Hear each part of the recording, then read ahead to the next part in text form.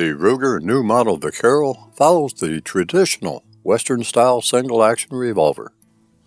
Before I get deep into the detail, I need to clear up a matter regarding terminology. Some folks refer to the early model Vaquero as the old model.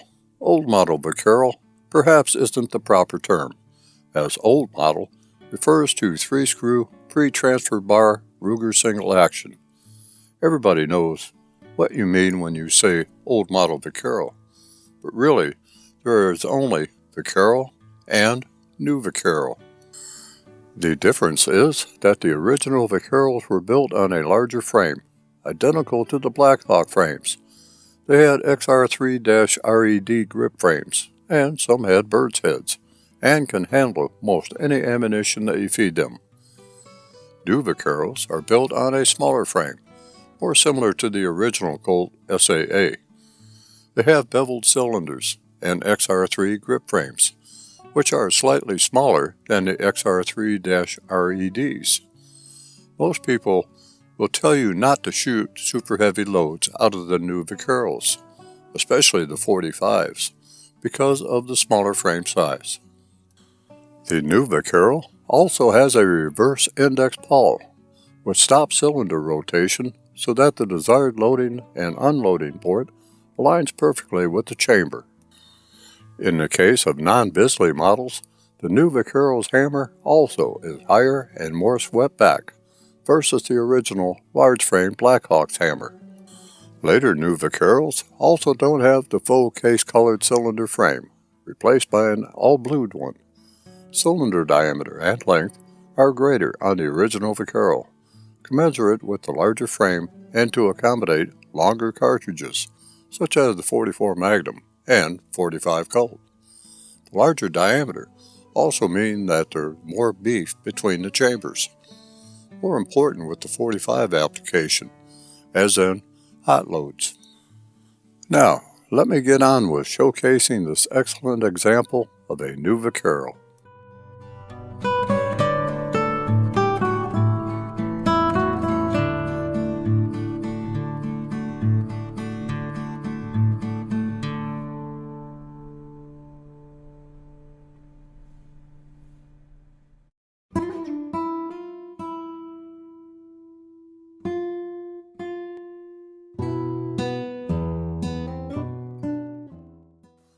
What you are looking at here is a highly polished stainless steel version of the 45 Colt chambered New Vaquero that has more original Colt Single Action Army styling. A high blade and permanent front sight gives the eyes something to focus on when aiming, albeit they are hard to see against the notched rear sight. Somebody, at some time, took to filing on that front sight, which would raise the point of aim.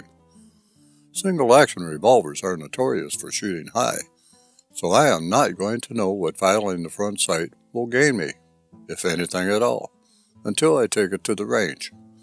Some polishing of the file marks would have finished the front sight out nicely. Below the front sight is a well-blended 5.5-inch gold hammer forged barrel with ultra-precise rifling.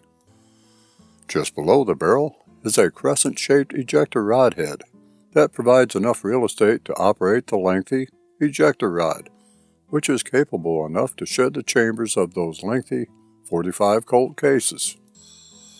Note that there are no markings on either side of the barrel, but you will find a safety notice on the bottom of the barrel alongside the ejector rod and spring housing. I like that Ruger opted to place the safety warning in a non-conspicuous place, although none should be necessary at all. The barrel and ejector housing are beautifully integrated into the also highly polished stainless steel frame. All lines of this new Vaquero are nicely smooth and rounded out to not only give the new Vaquero a sleek look, but contribute to handling of the revolver due to the lack of sharp edges. Just in front of the cylinder on the left side of the frame, in its usual place, is a spring-loaded base pin release. The cylinder holds 6 rounds of 45 Colt ammunition, as we call it today. There was, however, a time when it was referred to as Long Colt, to distinguish between it and the .45 Smith & Wesson cartridge. That was referred to as the short Colt cartridge, which was used in Smith & Wesson breaktop revolvers.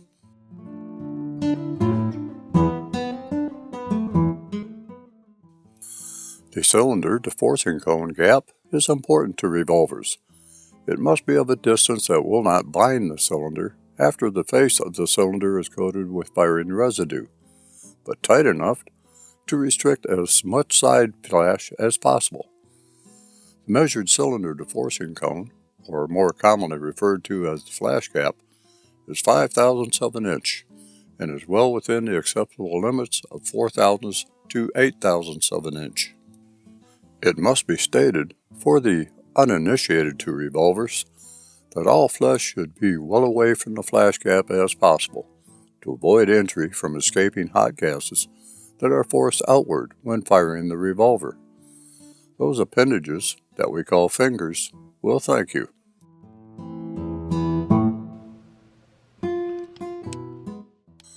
As the hammer is pulled, the cylinder rotates to the right, which is common to all single-action revolvers.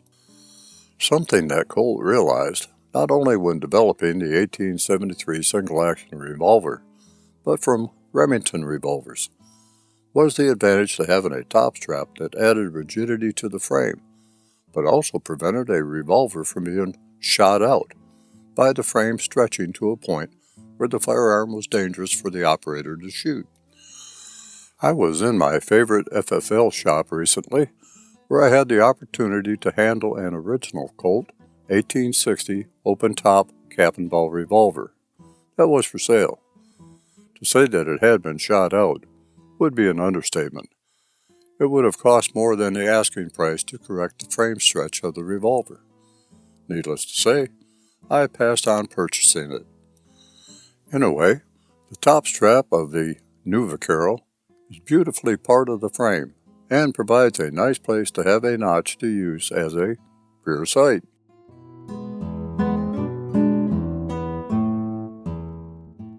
Loading and unloading a single-action revolver is a slow process compared to quick magazine changes of a pistol. Colt single-action revolvers, and many clones of, require pulling the hammer to the half-cock position to both load and unload.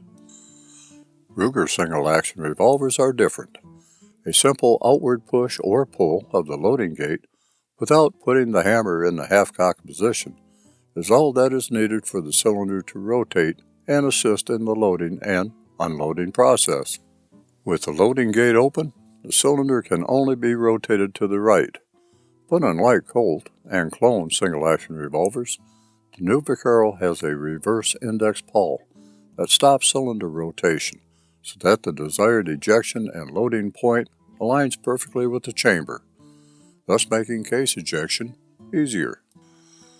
This was an improvement over the original Vaquero and also Ruger Black Hawk revolvers, where one had to be careful with rotating the cylinder to avoid over-travel that would make the chamber alignment, well, out of alignment, enough so that expended shell casings could not be ejected by the ejector rod, as the shell casing would butt against the frame. The advancement of the Ruger loading gate makes loading and unloading a safer proposition to make, as the hammer is prevented from moving all the way rearward into the cock position, which leaves the hammer resting against a transfer bar safety block during both processes.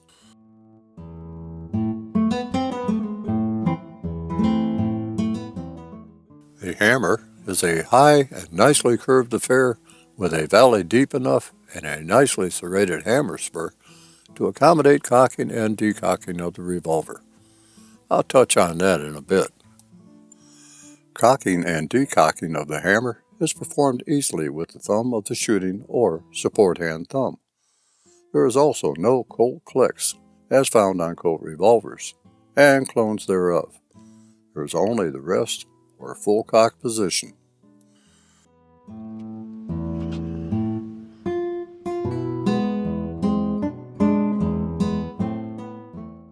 Being of the single-action nature, when the hammer is fully cocked, operations are transferred to the trigger.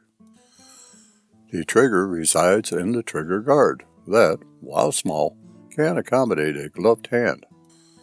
As the hammer is moved to the rear, so is the round, curved, and highly polished stainless steel trigger, whereupon a very light 2 pounds, 2.4 ounces of trigger finger pull to the rear will drop the hammer. There is no hint of slack when pulling the trigger, just a consistently feeling wall until a very clean break is felt and the hammer falls, after which there is only an almost imperceptible over-travel felt. This trigger is much better than the trigger on the Ruger Blackhawk that I recently reviewed. Ruger Single Action revolvers use a coil hammer spring in lieu of a flat spring, as found in Colt and clone Colt Single Action revolvers. This makes for a more powerful hammer strike on the primer, and therefore more reliable ignition.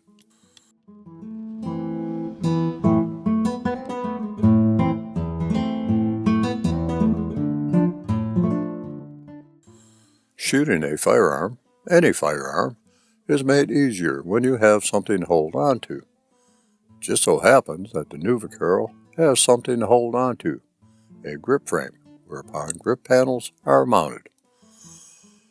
Also, as highly polished as the rest of the revolver, the grip frame is typical of single-action revolvers and should be friendly to even the smallest of hands.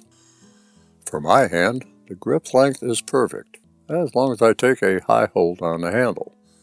With a low hold, I can wrap my little finger under the butt, but I prefer a high hold with a single-action revolver that places the hammer spur as close to the firing hand thumb as possible, which will also not interfere with the support hand thumb if it's used for cocking. The wood Ruger grip panels, at some point, were replaced with a beautiful set of Ruger New Vaquero classic panel with Lone Star medallions in super walnut from the Altamont Company. These grip panels look great and feel great on the New Vaquero and are perfectly fitted.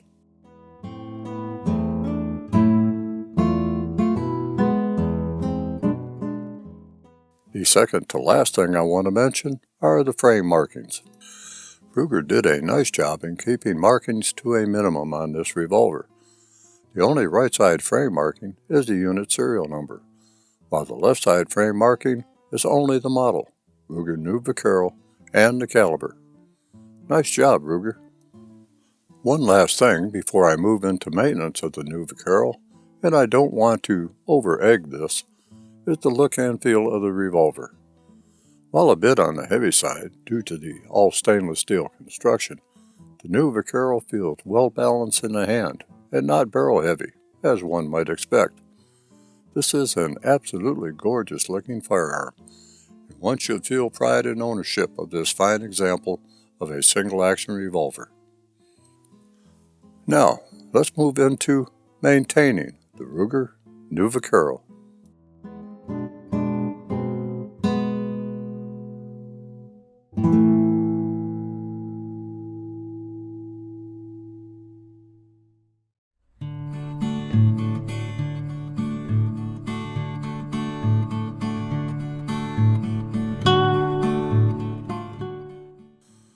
Care of the Ruger New Vaquero is quite simple, but because of its all stainless steel construction, there is a caveat that I'll reveal later. First, though, is a safety check to ensure that the firearm is safe to work on. With the revolver pointed in a safe direction, open the loading gate. This lowers the cylinder latch into the frame, and rotate the cylinder. Examine every chamber in the cylinder to be certain that the revolver is unloaded. Leave the loading gate open. I am not going to take you through the disassembly and reassembly processes, but I will refer you to the online videos demonstrating the disassembly and reassembly of Ruger Single Action revolvers. It can be viewed by going to ruger.com/techtips.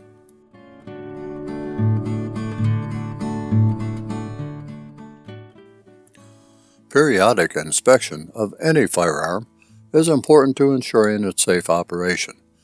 It is important to clean and inspect your firearm after each range session. or whenever the firearm has been exposed to sand, dust, moisture, humidity, or other adverse conditions. Proper maintenance increases the longevity of your firearm and will allow early detection of worn or broken parts. Prior to each use, visually inspect the firearm to ensure no components are damaged, missing, loose, bent, cracked, chipped, or peened.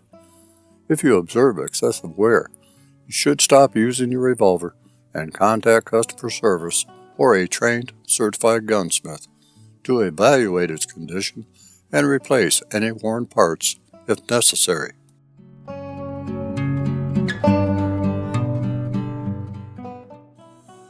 After reassembly and as part of the regular periodic inspection of your revolver, perform the following function checks to ensure that the revolver is functioning properly. For the Ruger New Vaquero, here's how to do that. Note that I use snap caps, although none is needed to dry fire the revolver. Snap caps just give me peace of mind that the firing pin has something soft to impact. With the revolver pointed in a safe direction, open the loading gate and rotate the cylinder while loading a snap cap into each chamber. The cylinder should spin clockwise freely, with distinct clicks when the chambers are indexed by the pawl. Cylinder movement should be smooth without binding. With the loading gate open, attempt to cock the hammer. You should not be able to cock the hammer. Close the loading gate and cock the hammer. The hammer should rotate fully to the rear, and the cylinder should rotate 1/6 of a revolution, without you feeling any unusual drag or require more force than normal. With the hammer cocked, attempt to open the loading gate. It should not open. Dry fire the firearm enough so that the cylinder rotates through several revolutions. The hammer should fall completely with each pull of the trigger. If you feel some drag, or if it is impossible to cock the hammer when you should be able to do so, or the newly assembled firearm fails any of these checks, first ensure that the base pin is fully seated into the cylinder frame. It may be necessary to remove the base pin, reposition the cylinder slightly, and then reinsert the base pin in order to fully seat the base pin. If any of the function checks fail, or if you are uncertain, please consult a competent gunsmith or contact Ruger Customer Service at 336-949-5200 for further firearm inspection before using the firearm. With that, I'm going to talk about taking care of stainless steel firearms, like this example of the New Vaquero. Note that I am not telling you anything that Ruger doesn't already provide.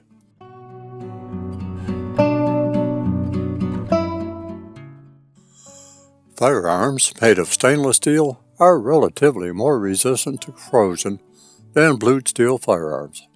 However, you should still inspect it frequently and clean, lubricate, and apply an appropriate rust preventive as required. Sometimes surface discoloration may be noted, particularly in the grip area of stainless steel handguns, resulting from perspiration. Contact with some types of holsters can also cause stains or rusting. Rusting may also occur as a result of the handgun being exposed to moisture, humidity, salt air, or chemicals. Minor discoloration can usually be removed by rubbing the stained area with an abrasive ink eraser, crocus cloth, or a metal polishing compound. When using any of these abrasives, proceed with care and use light pressure to achieve a blending of color with those areas that are not discolored. Exposed surfaces on the firearm should be cleaned and wiped dry after use or after exposure to adverse conditions. If the firearm is to be stored, coat it with a light film of oil or preservative. Where the firearm is in continuing use and the presence of oil or grease would be objectionable, then the external surfaces can be coated after cleaning and drying with a paste wax formulated for use on metals. Apply the wax sparingly. Allow time for it to dry hard, then buff lightly with a soft cloth. When applying the wax, take care that it does not get into the mechanism or on the functioning parts, such as the cylinder latch, trigger, or cylinder locking notches. A properly applied hard wax coating will not interfere with firearm handling, and it will provide a measure of protection against the formation of rust. Well, with the maintenance past us, let's get to the range. The reason that you are really here, to watch how it performs.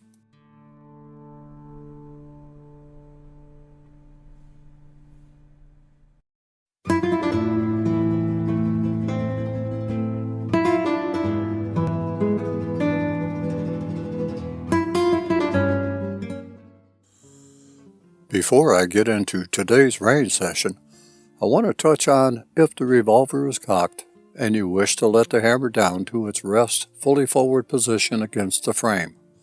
This applies too if the revolver is hot, loaded with live rounds, or not. There are two methods in which to decock the single-action revolver.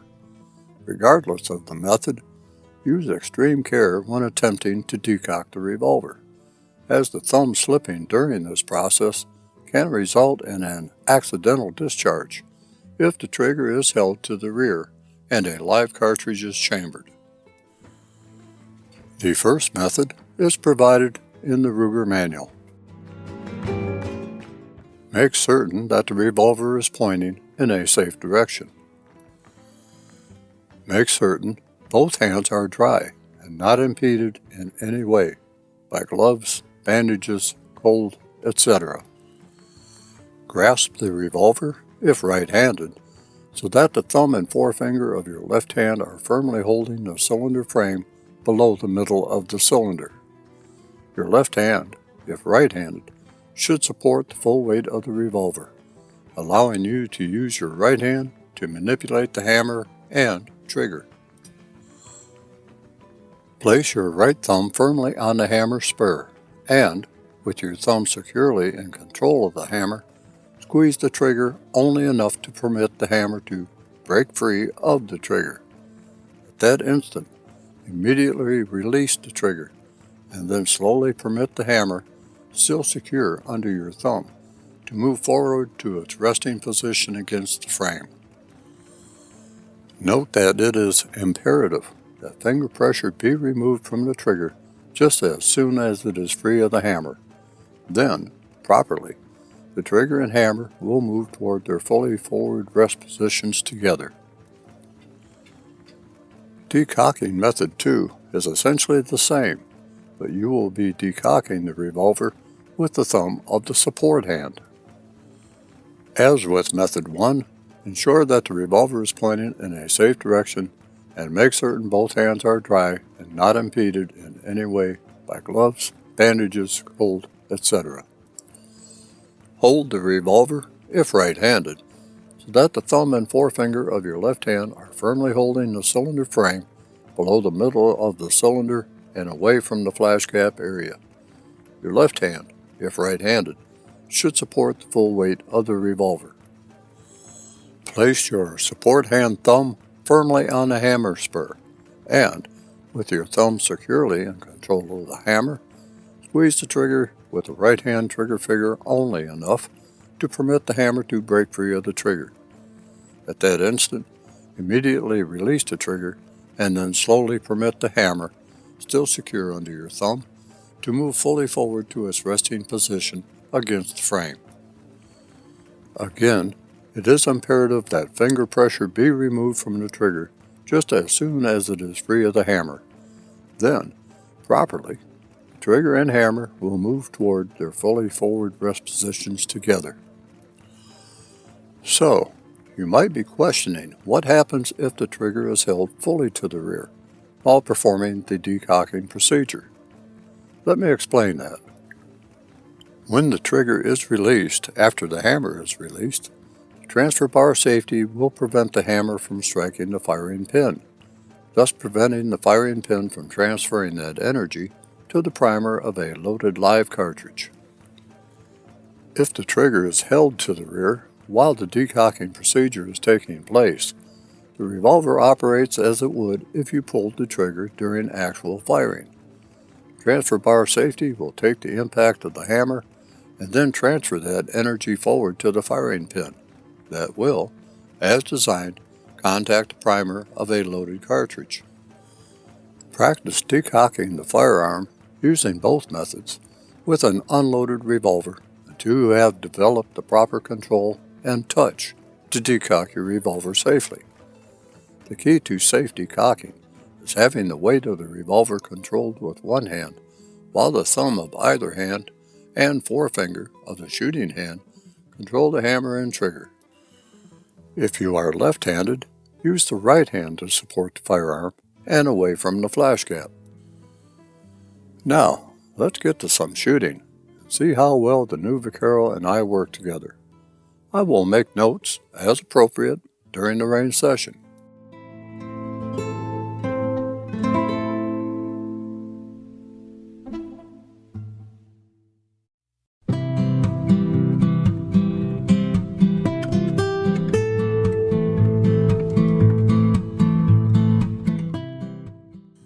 If you remember from the features segment, the front sight had been filed down.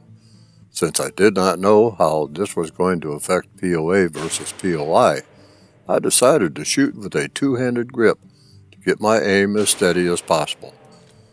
Taking a sight picture, at the bottom of the bullseye, I found that this was a perfect 6 o'clock hold at 7 yards. That, incidentally, surprised me, as I thought the impact would be higher. So what you are seeing are 24 rounds being fired and my pushing the sight on 2 of those rounds that resulted in a low right target impact. The front sight is hard to pick out against the stainless steel rear sight, but everything, including headshots, came out pretty well, considering.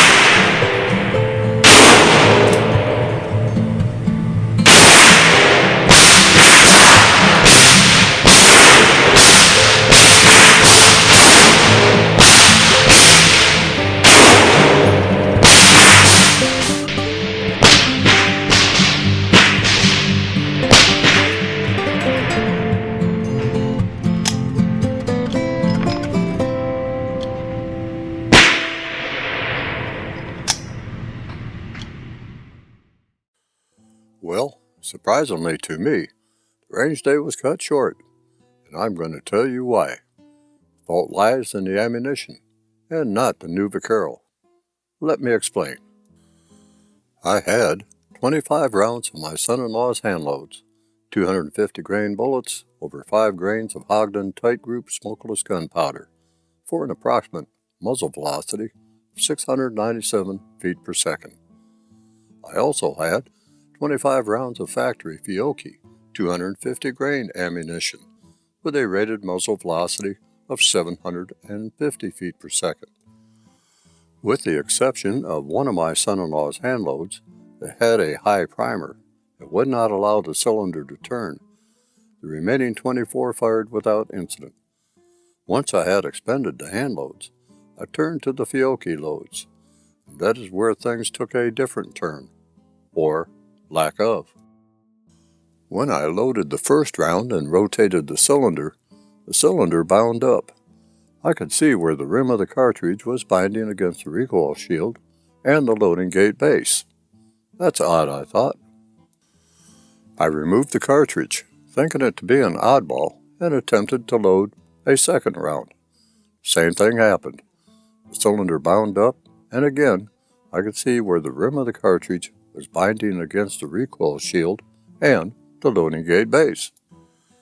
It turned out that none of the Fiocchi ammunition would allow the cylinder to rotate without binding so tightly that, at one point, I had to remove the cylinder to remove the offending cartridge. Note that the Fiocchi loads had been shot successfully in the Ruger Blackhawk that I reviewed previously, and in all my Uberti reproductions.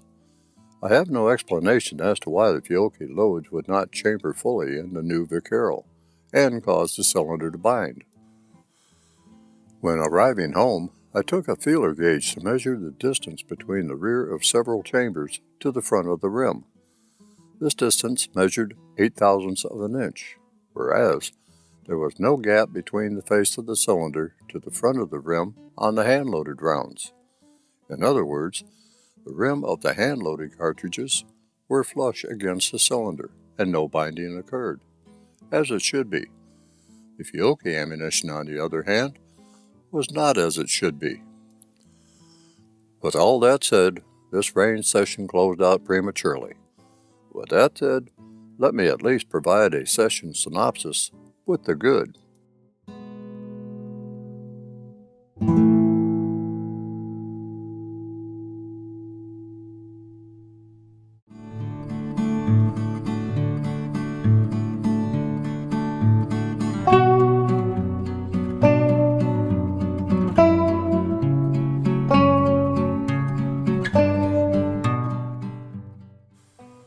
As far as accuracy, the Ruger New Vaquero is very accurate, and if I did my part, holes in a target appeared where I wanted them, or at least close enough to warrant my satisfaction.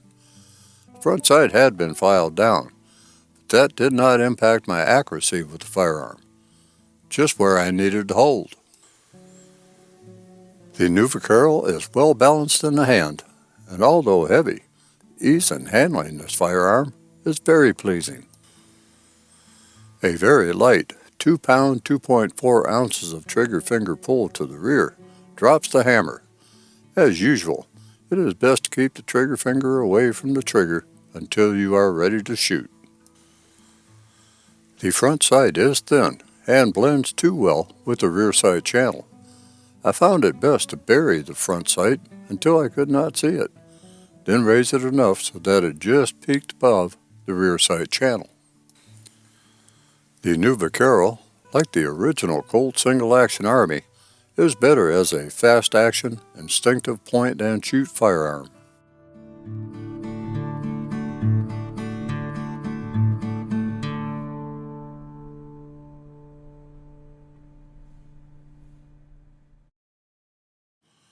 While a shooting session at the indoor range proved to be very informative, more information can be gathered by shooting some steel targets, and that means it's time to move to the outdoor range. Nestled within the Charlie Elliott Wildlife Center, just a few miles south of Mansfield, Georgia, is the Clybell Shooting Range, where steel targets abound for handgun shooters. The New Vaquero, while quite capable of shooting a variety of targets, nothing is more satisfying than hearing the ring of steel when struck by a projectile like a .45 caliber bullet, and seeing some swinging targets, well, swing when struck. I feel right at home here, and I am hoping that the Ruger New Vaquero will as well. So let's see. With steel targets at distances from 15 yards to 35 yards, it won't be much of a challenge to the New Vaquero, but my aiming it where I need it to be aimed might pose a challenge. If you remember, the front sight had been filed down somewhat. At the indoor range, I had to hold the sight picture to just where that front sight barely peeked above the rear sight channel. Let's see how well that works out here.